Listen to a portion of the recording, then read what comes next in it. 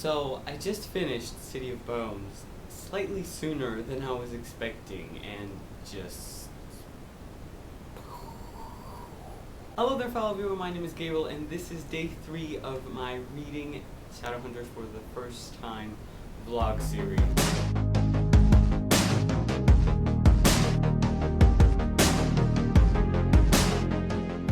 I need to emphasize I just finished City of Bones, and even though the only thing that I want to do right now is dive straight into City of Ashes, I need to stop a little and film as well as edit today's video.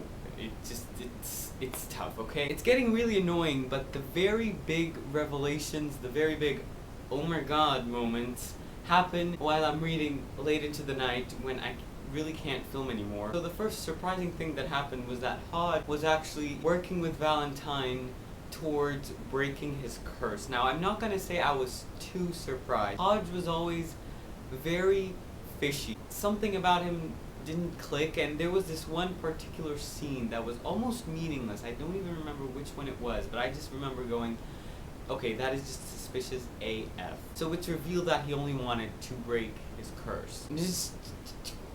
God, why? Why would someone just throw away years of work, these children, you know, these people that he's seen grow up? It annoyed me, okay? Okay, I get that it was extremely unfair that he got this very heavy curse while the light was frenzied around wherever they wanted. Long story short, Valentine has the cup. The next big wow thing that I honestly was not expecting at all, it's revealed that Luke is a werewolf. It's just...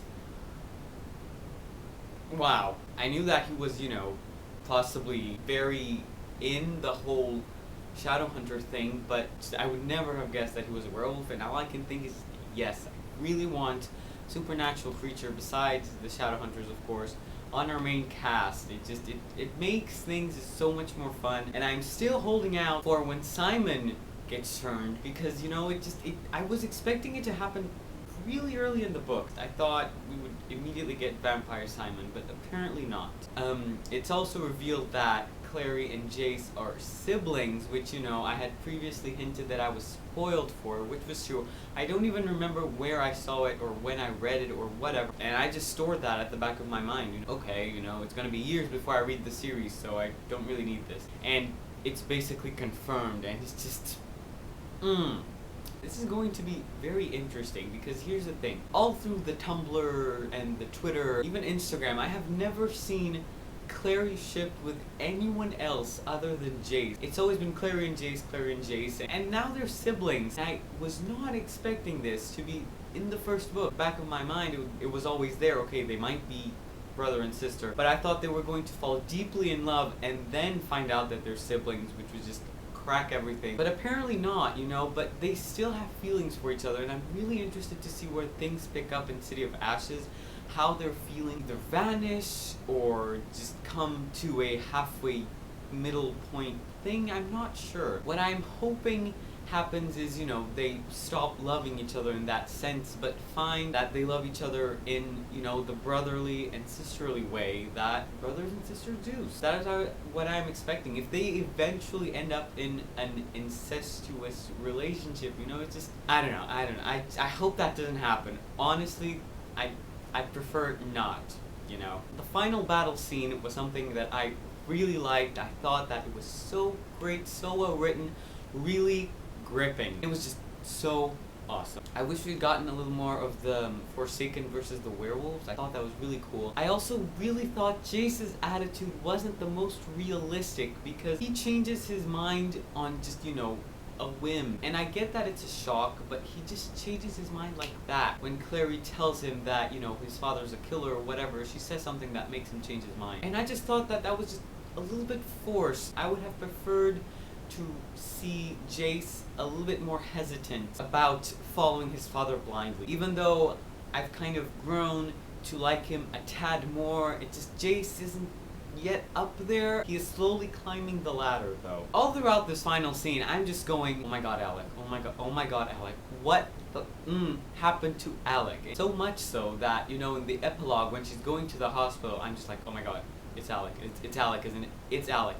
out. And then it wasn't just her mother, which makes just so much more sense. We find out that Magnus heals him, which is just awesome. I really like that detail. Whether they want to or not, they are linked now, so yeah. I really want to read more of everyone of the cast in the next book, because I feel like we got so little of them. I really wanted to get to know these characters more in the first book. I think that is one of the few things that I would like to point out. I really wanted to see more of these characters. All in all, City of Bones pleasantly surprised me. You know, people say it's not the best, people say it takes a little while to get invested. Maybe it's because I have the mindset that I'm going to read the whole thing, that I'm not just, okay, I'm gonna pick this up and see if I'm interested. Maybe I'm biased that way, and if that is the case, I'm really sorry, but I rather enjoyed City of Bones. I was expecting for it to be a little bit less exciting and gripping and interesting than what it actually was. And yeah, the ending of the book just left me, you know, satisfied, but really wanting to get to the next one. That is everything I have to say right now for ending City of Bones.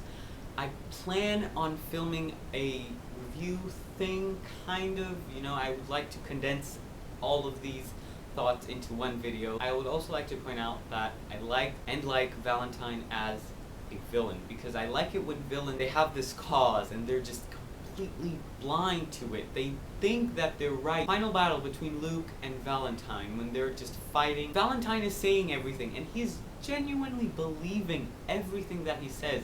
He is just so completely blind to this cause, shatters everything else, you know, that is all that matters to him. To him, this is the only truth. This is the only thing that is worth living for. This sick and demented cause. And I like it when villains have this psychopathic twinge to them, because I also like it when villains, you know, are relatable in a way, but this villain is just flat out evil. I kind of miss these villains. There's nearly no redeeming qualities to them. So yes, I liked Valentine.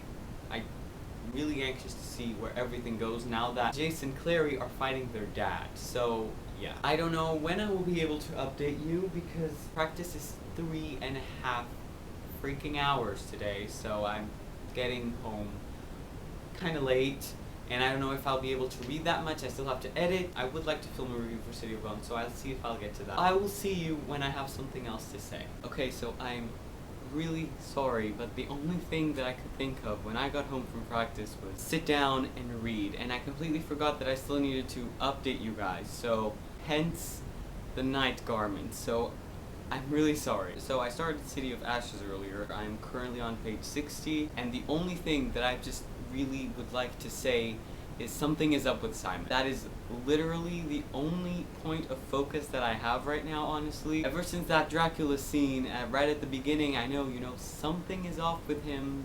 Vampire things. Clary has noticed that he's lost weight, and he even asked her if she thought he was different, so you know, obviously something is up with. I think it might be the turning, him becoming a vampire, which is pretty exciting. But then again, we got this part between him and the werewolf Maya saying that she could just feel his humanity pouring off of him. So I'm not really sure what is going on, but so far that is kind of the only thing that has piqued my interest. I am currently in the part where Jace is with the Inquisitor, this really weird lady that creeps me out, and the name Herondale has been mentioned. You know, I've obviously heard that name before. We'll see how everything goes, and that is basically it for day 3. Really can't wait to see where everything goes. So thank you so much for watching up until now if you've been following these videos, and I will see you tomorrow with more Shadowhunter stuff.